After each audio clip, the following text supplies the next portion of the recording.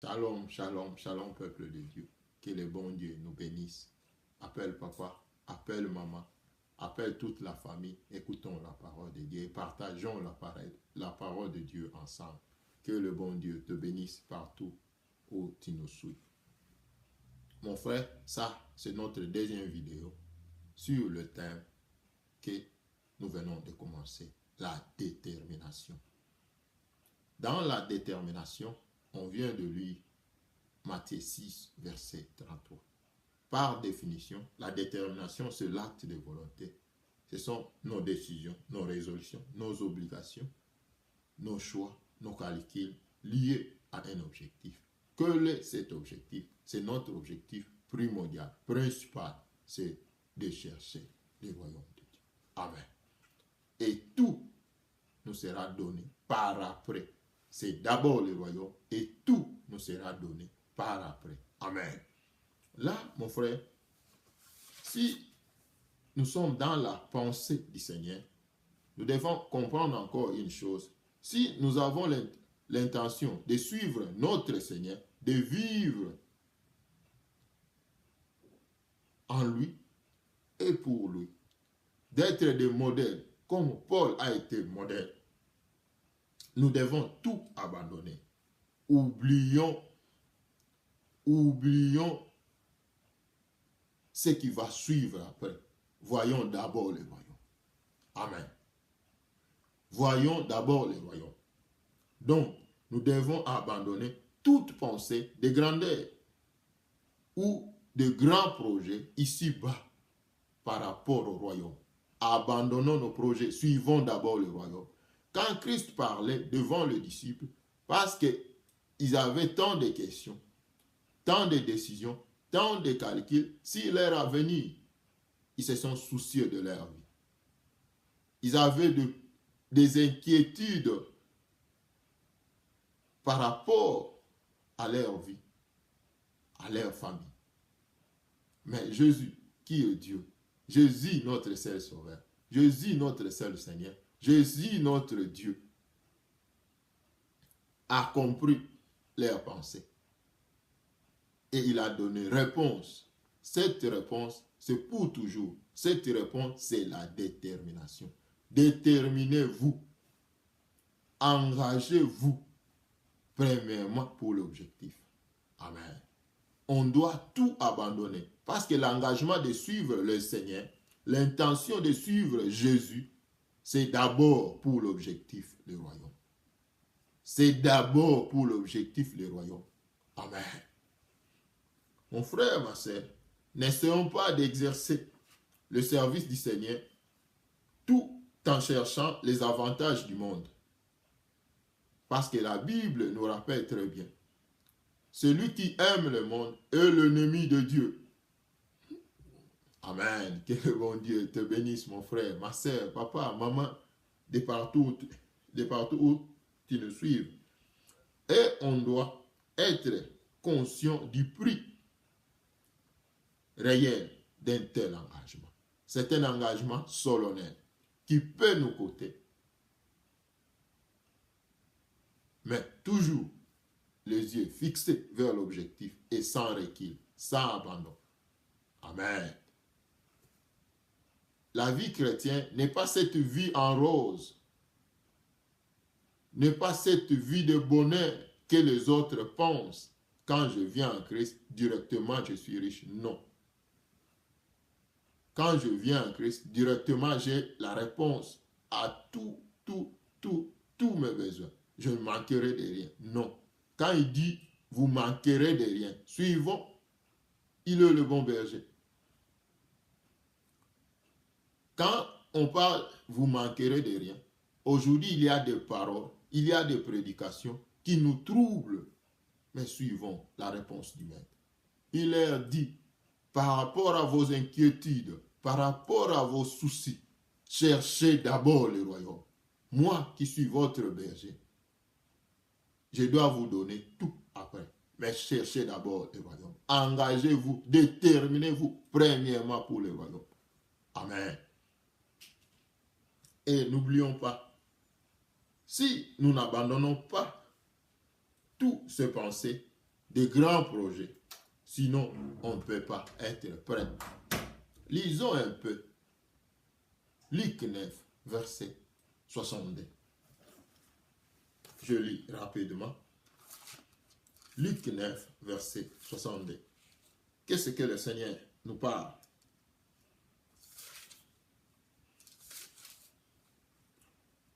Je lis au nom de Jésus.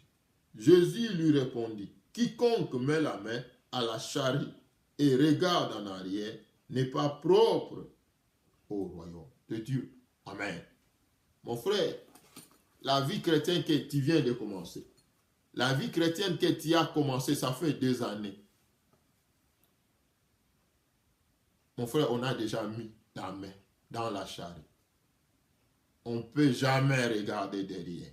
On ne peut jamais se laisser dans le souci, dans des inquiétudes. On doit toujours avancer. On doit toujours avancer. Amen.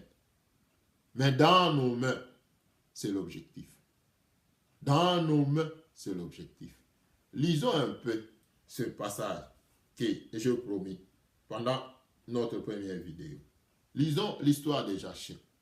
Dans ces 3 histoires, de différentes histoires qu'on doit lire, 2 dans le Nouveau Testament, 1 dans l'Ancien Testament, ça doit nous localiser, positionner sur l'environnement, le temps et l'homme. Luc 19, versets 1 à 10. Là, je lis seulement 2 versets. Et à la maison, mon frère, papa, maman, ma soeur, tu peux continuer toute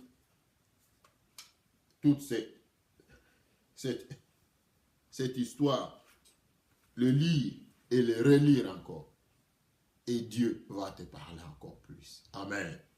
Dans Luc 19, versets 1 à 10, je lis seulement de 8 à 10.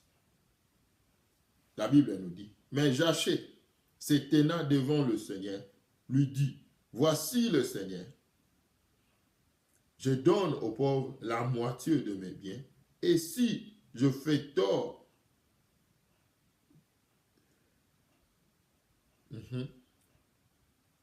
et voici Seigneur, je donne aux pauvres la moitié de mes biens, et si je fais tort de quelque chose à quelqu'un, je lui rends le quadruple.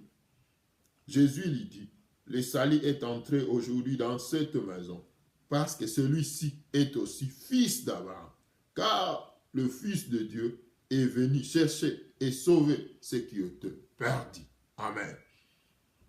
Mon frère, ma soeur, dans Luc 19, de versets 1 à 10, quand tu lis ça sévèrement dans la maison, relire encore, tu dois bien comprendre et comprendre beaucoup de choses. Je le crois par la grâce de Dieu. Presque tout le monde connaît cette histoire. Ici, il y a 2 points à souligner. Quels sont ces points? C'était dans quelle ville? C'était dans Jéricho. Là, c'est la première chose. C'était dans Jéricho. Et la Bible nous dit, Jésus-Christ traversait la ville.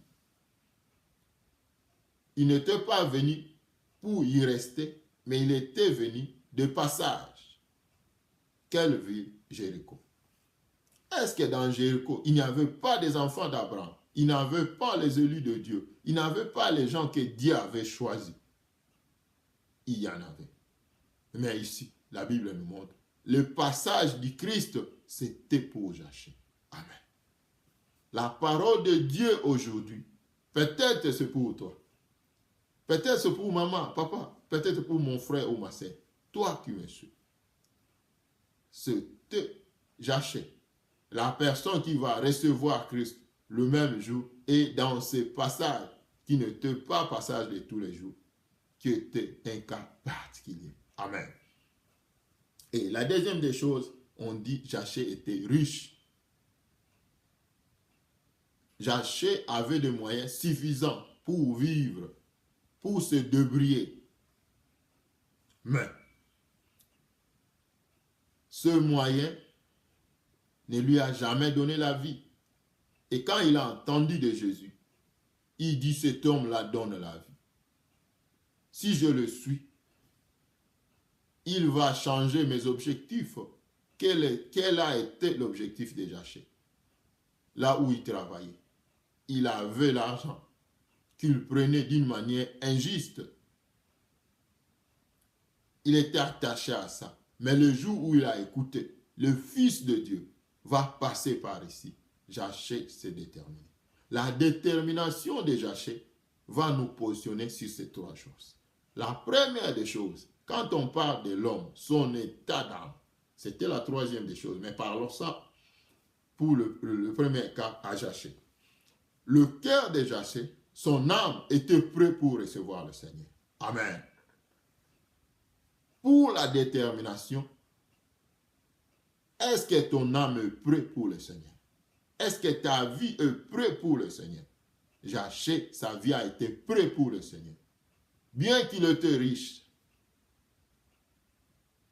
s'il considère la manière ou les moyens qu'il avait, il ne pourrait pas se placer dans la route pour aller voir Christ.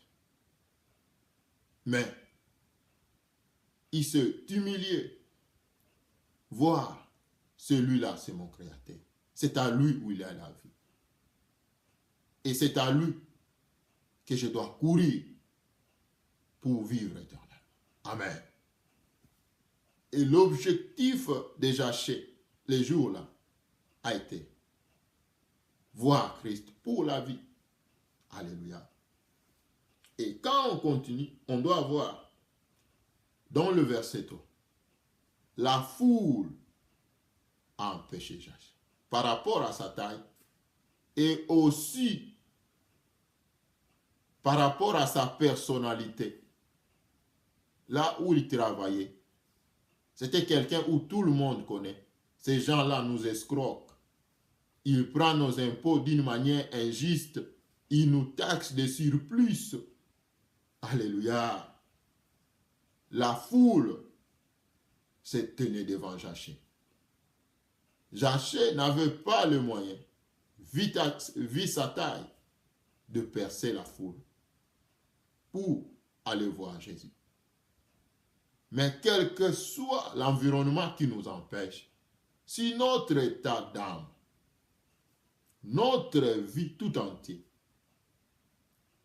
s'engage pour Christ, Christ lui-même, lui le grand Dieu, il va s'occuper de toi. Et il va arranger des positions que toi-même tu n'as jamais pensé pour te voir, pour te rencontrer. Alléluia. La foule a empêché Zaché. Le monde nous empêche à accéder à cet objectif qui va nous amener pour le royaume de Dieu. Amen. Qui va nous donner accès au royaume. Le monde nous empêche par des circonstances, par des différentes situations. Nous empêche, nous intercale. Comment toi tu es toujours en opposition avec la réalité, avec la modernisation, avec les idées des autres. Non, parce que j'ai la parole de Dieu. Non. Il faut être conforme à tout le monde. Amen. Le monde, l'environnement empêche Zaché. De même aussi pour ta vie, de même aussi pour ma vie. Le monde et l'environnement, parfois ça nous empêche. Mais n'abandonnez pas. Prépare ton cœur, prépare ton âme devant le Seigneur. Ne vois pas les gens. Prépare-toi devant le Seigneur et tiens-toi debout et toujours l'objectif en main. Amen.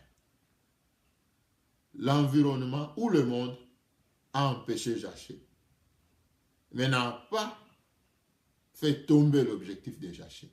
L'objectif c'était de voir le Seigneur. Amen.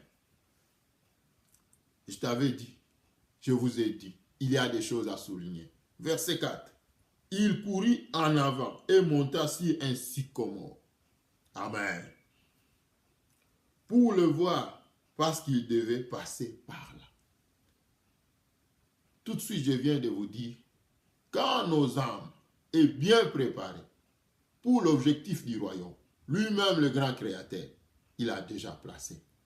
Ainsi comment pour ta vie, pour ma vie, pour nos vies, il a déjà placé un arbre très long. On doit dépasser. On doit dépasser la taille du monde, la taille de l'environnement qui nous empêche. On doit le surpasser. Amen. Alléluia. Même les géants sont devant nous. Nous sommes de petite taille. Il y a un sycomore devant toi. Il y a un sycomore devant ta vie. Il y a un sycomore devant nos vies. On doit monter. Mais avant de monter, il faut courir. Il faut se déplacer. Il faut se déplacer. Il faut se déplacer, mon frère, ma soeur, papa, maman. Ne te laisse pas envahir par le monde, par l'environnement. Déplace-toi. Comprenez la chose et vois de loin. Il est un sycomore devant toi. Pour voir Christ, Jaché n'avait pas d'autre moyen. D'abord, préparer son âme. Deuxièmement, fuir l'environnement et aller vers le sycomore. Le sycomore a été là avant Jaché. Avant le passage de Christ. Qui a préparé? C'était Christ. Amen. Et la Bible nous dit dans le verset 5, lorsque Jésus fut arrivé à cet endroit, quel endroit? L'endroit des sycomores. Dans ta vie, il y a un sycomore. Dans ma vie, il y a un sycomore que Dieu a placé. Dieu a placé. On doit surmonter l'environnement. On doit surmonter le monde qui nous empêche à tenir l'objectif pour le royaume. Parce qu'il y a un sycomore devant toi. Il y a un sycomore devant nous. Il y a un sycomore devant ma vie. On doit surmonter. On doit surmonter tout ça. Amen. Et la Bible nous dit, quand il a couru, il a vu les sycomores. Mais, lorsque Jésus fut arrivé à cet endroit, il levant les yeux. Est-ce que Jaché a crié? Non.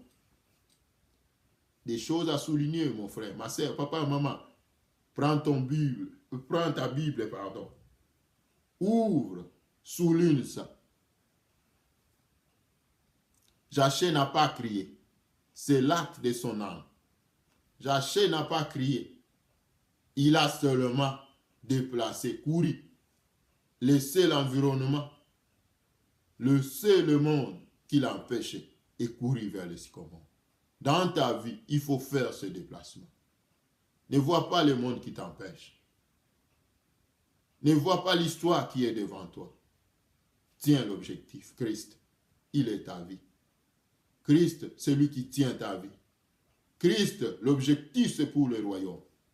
Tout dans nos vies, c'est pour le royaume. Si nous oublions le royaume, le tout va remplacer nos vies, les soucis, les inquiétudes. Et l'objectif du royaume va tomber. Des grands projets pour l'avancement, des avantages qui ne permettent pas d'accéder au royaume va se soulever. Et la détermination ne va plus rester la détermination. Amen. Parce que l'objectif va tomber. Or, notre objectif étant que des chrétiens, c'est le royaume de Dieu. Amen. Et la Bible nous dit, Christ a levé ses yeux. Il levant les yeux et dit, Jaché, hâte-toi de descendre, car il faut que je demeure aujourd'hui dans ta maison. Christ veut demeurer dans ta vie. Christ veut demeurer dans ma vie. Mais il y a quelque chose qui va se passer avant de rencontrer Christ. C'est cette détermination que Jaché a pris. Par rapport à l'environnement, Jaché a fait quelque chose. Par rapport au temps, mon frère, ma soeur, c'était l'unique occasion pour Jaché. Peut-être aussi pour toi, c'est l'unique occasion. Dieu t'a parlé de plusieurs manières. Dieu t'a rencontré dans tes chemins. Peut-être tu n'avais pas encore compris la voix du Seigneur.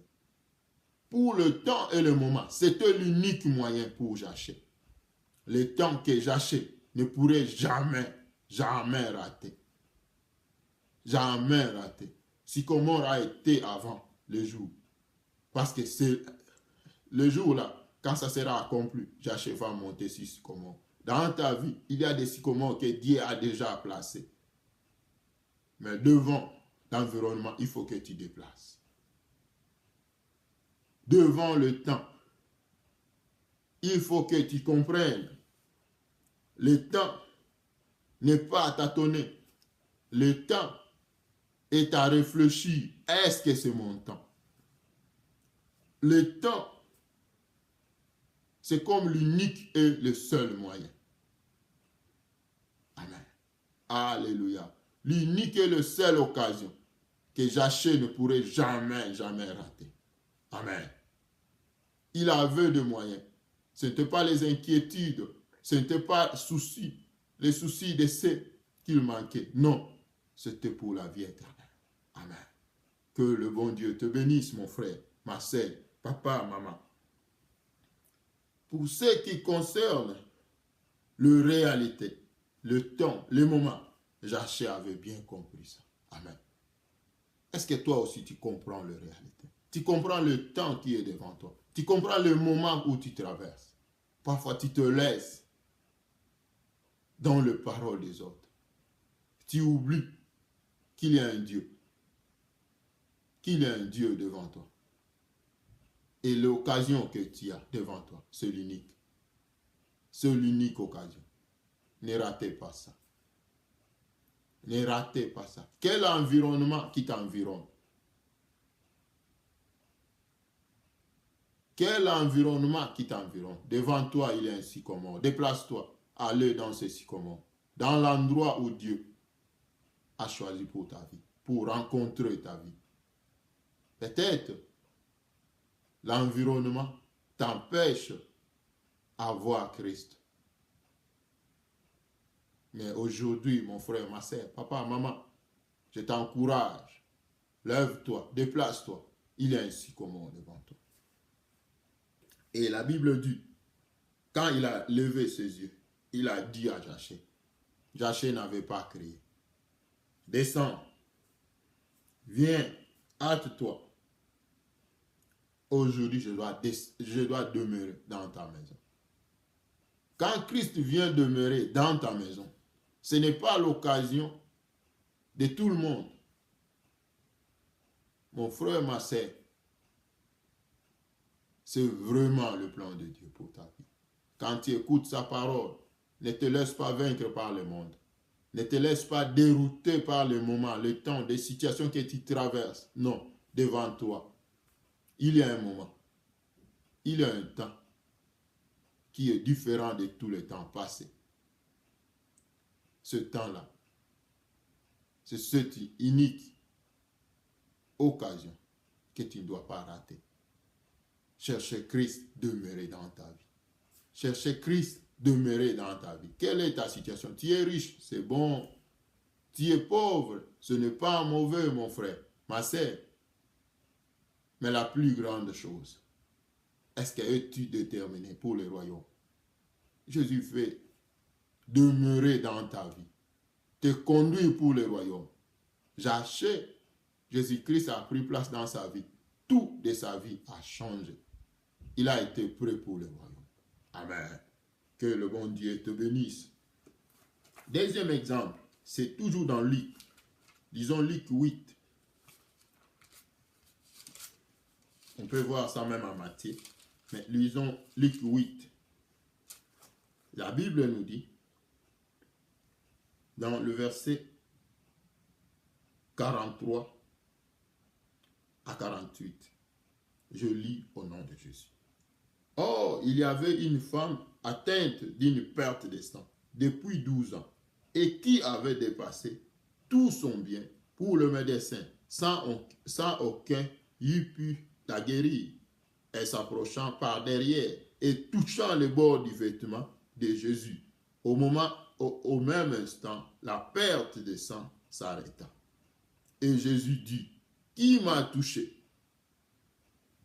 Comme tous s'en défendaient, Pierre et ceux qui étaient avec lui dirent, Maître, la foule t'entoure et te presse, et tu dis, qui m'a touché? Mais Jésus répondit, quelqu'un m'a touché, car j'ai connu qu'une force était sortie de moi. La femme se voyait découverte, vint, toute tremblante, se jetant à ses pieds et déclara devant tout le peuple pourquoi elle avait touché et comment elle avait été guérie à l'instant. Jésus lui dit, ma fille, ta foi t'a sauvée, va en paix. Alléluia.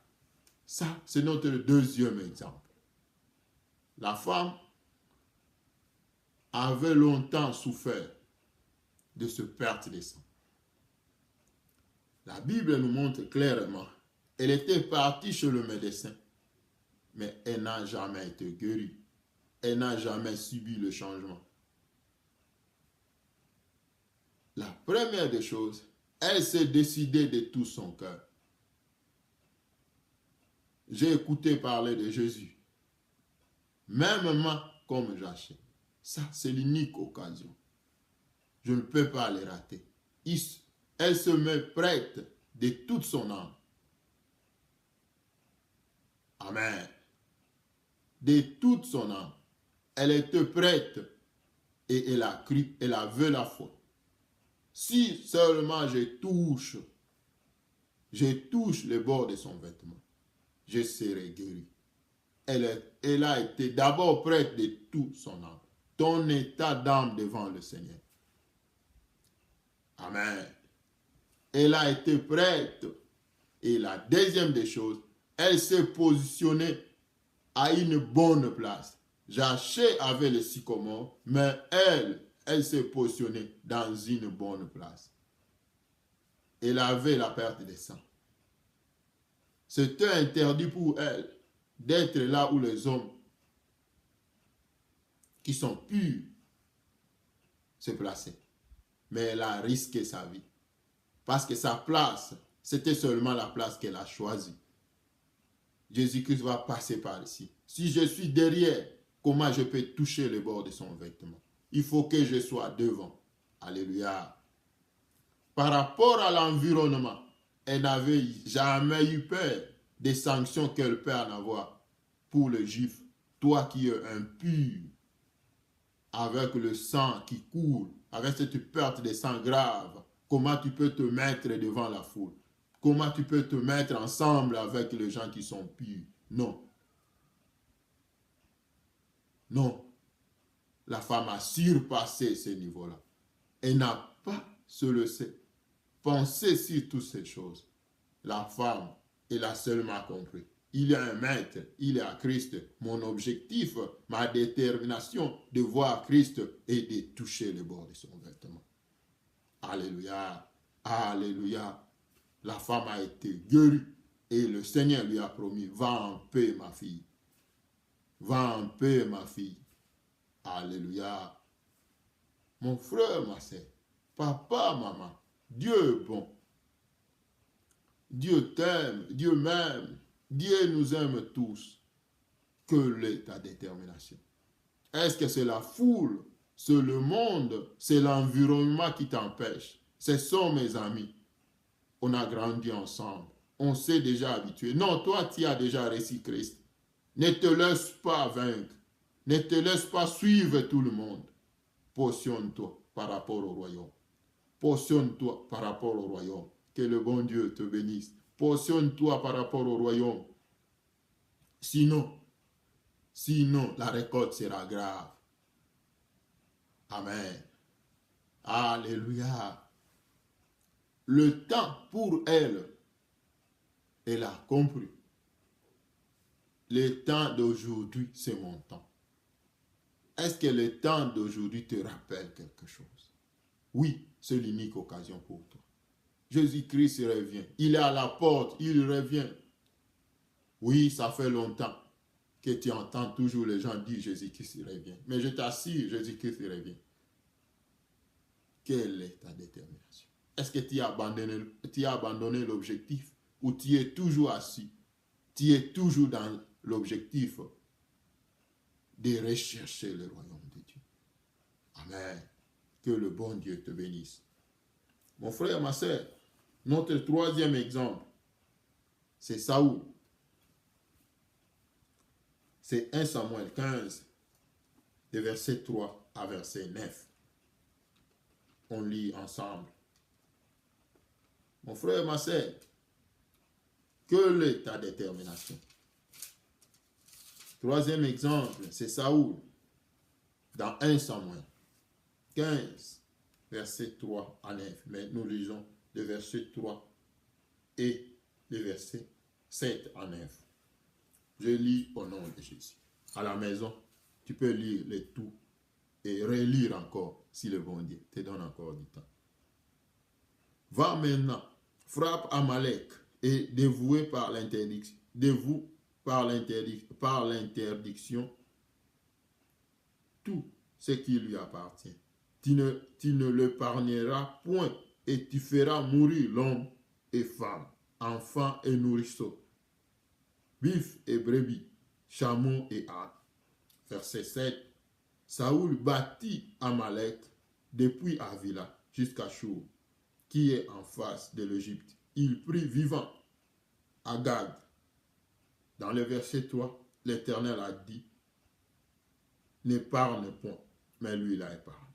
Roi d'Amalek, et il avoua par interdiction tout le peuple en les passant au fil de l'épée. Le reste eut tué, mais il a fait le contraire de ce que Dieu lui a parlé. Verset 9. Mais Saoul et le peuple épargnèrent Agag et le meilleur brebis, le meilleur bête de la seconde portait les anneaux gras et tout ce qu'il avait de bon.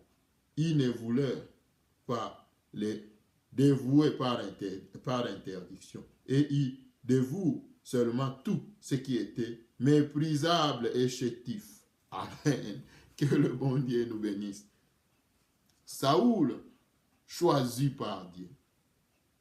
Saoul, quand Samuel lui a vu, Dieu lui a dit, voici l'homme que je choisis. Par rapport au choix que le peuple t'a proposé. Mais Saoul, pendant le moment de succès, Saoul a fait tomber l'objectif. L'objectif était quoi? D'obéir à la parole de Dieu. De rester fidèle à la parole de Dieu. Saoul a fait tomber l'objectif. Il a été déterminé, mais il n'était pas allé jusqu'à la fin. Amen. Non, Dieu a besoin de toi. Dieu a besoin de ma vie. Il veut que nous avançons. N'est-ce pas vrai? La Bible nous dit, persévérez jusqu'à la fin. Et à la fin, vous serez sauvés. Mon frère, ma soeur, papa, maman, tu es déterminé à quoi? Est-ce que ta détermination tient toujours debout? Est-ce que l'objectif a déjà été oublié? Est-ce que l'objectif a été déjà piétiné, a été remplacé par d'autres objectifs? Le tout, non. Nos soucis, nos inquiétudes ne peuvent pas être comparables au royaume de Dieu. Amen. Alléluia. Mon frère, ma soeur, Dieu t'aime. Dieu nous aime. Même les disciples avec Christ, quand ils ont écouté ça, ils étaient soumis à ça. Par rapport à leur environnement, par rapport au temps qu'ils passaient, par rapport au moment difficile ou au moment de joie, par rapport à leurs âmes, l'engagement qu'ils ont pris devant le Seigneur. Est-ce que la détermination peut être quelque chose d'abandon? Non. Il faut être toujours ferme. Est-ce que la détermination peut être quelque chose d'oubli? Non. C'est le principe de tous les jours. Est-ce que la détermination peut être quelque chose qu'on peut laisser à la maison? Moi, je pars fêter dehors. Quand je retourne à la maison, c'est par là que je me souviens. Non. C'est la chose qui est toujours avec nous. Il dit cherchez d'abord